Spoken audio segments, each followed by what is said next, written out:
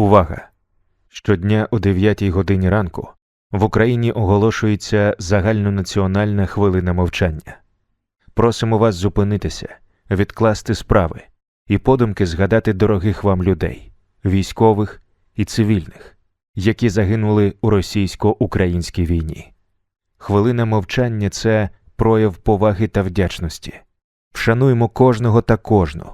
Будьмо гідними наших захисників і захисниць.